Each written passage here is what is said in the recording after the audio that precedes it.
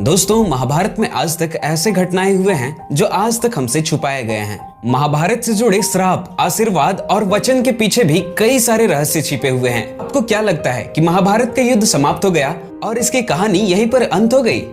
असल में महाभारत की कहानी तो युद्ध के बाद ही शुरू होती है। आखिर आज तक अश्वत्थामा क्यों जीवित है? इसके पीछे का असल वजह क्या है? इन सब के पीछे एक बहुत बड़ा कारण है जिसे शायद ही आप जानते होंगे। बहुत सारे लोगों ने मेरे पिछले वीडियो में कमेंट किया था कि भारत के लोग ही अंधविश्वासी हैं, इन्हें ही लगता है कि अश्वत्थामा आज तक जिंदा है। तो मैं तुम्हें बता दूं कि मेरे दोस्त, थाईलैंड के लोगों ने अपनी राष्ट्रीय ग्रंथ रामायण को माना है। वे भी इन चीजों पर विश्वास करते हैं। इसका मतलब क्या वे भी अंधविश्वासी हैं?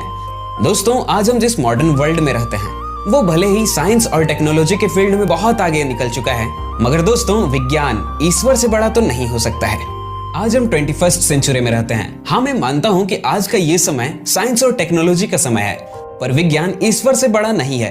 अगर विज्ञान ईश्वर से बड़ा होता तो वो हर एक चीज का पता लगा लेते, जैसे ह्यूमंस की बॉडी में ऑर्गन्स कैसे ऑटोमेटिकली डेवलप हो जाते हैं या फिर कैसे किसी ऑर्गन में जान आ जाती है। दोस्तों, इन्हीं सब का पता विज्ञान नहीं लगा पाता है। अगर विज्ञान सब कुछ बता सकता है तो वे हमें बताएं कि ग्रहों की उत्पत्ति कैसे हुई। तो दोस्तों, चलिए आज के इस वीडियो में हम महाभारत के कई सारे ऐसे रहस्यों को आपके सामने पेश करेंगे जिन्हें जानने के बाद आपको काफी कुछ सीखने को मिलेगा।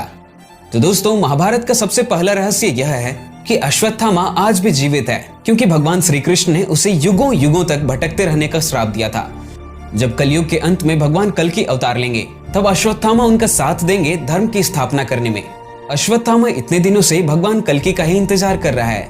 नंबर 2, 18 का रहस्य। कहते हैं कि महाभारत युद्ध में 18 संख्या का बहुत ज्यादा महत्व था, क्योंकि महाभारत की पुस्तक में भी 18 अध्याय हैं और श्री कृष्ण ने अर्जुन को कुल 18 दिनों तक ज्ञान दिया था और 18 दिनों तक युद्ध चला और गीता में भी 18 अध्याय हैं। इस युद्ध के प्रमुख सूत्रधार भी 18 थे और युद्ध में कुल 18 ही योद्धा जीवित बचे थे। नंबर 3, महाभारत के समय भी न्यूक्लियर बॉम्ब और एयर अटैक्स हुआ करते थे। मोहनजोदड़ो की जब खुदाई की गई तो उसमें कुछ कंकाल ऐसे मिले जिनमें रेडिएशन पाया गया था। अब सवाल यह उठता है कि उस समय का ब्रह्मास्त्र जो कि इतना विस्फोटक था, क्या वही परमाणु बम था? क्योंकि जब ब्रह्मास्त्र चलता था तब तेज गति से हवा चलने लगती थी। सभी के सभी पेड़ पौधे, जीवन, जीव जंतु सभी के सभी तहस नहस हो जाते थे। तो जरा आप सोचिए कि आज का जो टेक्नोलॉजी है उससे महाभारत का समय कितना ज्यादा आधुनिक रहा होगा।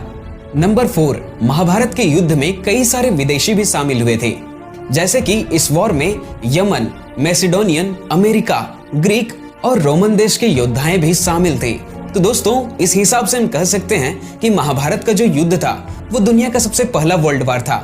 नंबर 5, दोस्तों मैं आपसे एक सवाल पूछता हूँ, महाभारत किसने लिखी? मुझे मालूम है कि आपका जवाब होगा महर्षि वेदव्यास ने, पर दोस्तों मैं आपको बता दूं कि यह अधूरा सच है। अब आप पूछोगे क्यों, तो मैं आपको बताता हूँ। वेदव्यास कोई नाम नहीं है, ये एक उपाधि है जो वेदों के ज्ञान रखने वालों को दिया जाता था। कृष्ण द्वैपायन से पहले 27 वेदव्यास हो चुके हैं, जबकि वे खुद 28वें वेदव्यास थे। दोस्तों, इस वजह से वो वेदव्यास नहीं बल्कि कृष्ण द्वैपायन वेदव्यास थे। नंबर 6, सभी लोग यही जानते हैं कि चक्रव्यूह के अंदर अभिमन्यु की हत्या 7 महारथियों ने मिलकर कर दिया था, लेकिन यह सच नहीं है। सच ये है कि अभिमन्यु ने बड़े बहादुरी से 7 में से एक महारथी को मार गिराया था, जिससे क्रोधित होकर दुशासन के बेटे ने अभिमन्यु की हत्या कर दी थी। तो दोस्तों, क्या आपको भी इन रहस्यों को जानकर काफी कुछ सीखने को मिला? तो हमें कमेंट्स में जरूर बताएं। तो दोस्तों, फ्यूचर में ऐसे ही वीडियोस पाने के लिए हमारे चैनल को सब्सक्राइब जरूर करें। दोस्तों, मिलता हूँ आपसे अगले वीडियो में एक नए टॉपिक के साथ। तब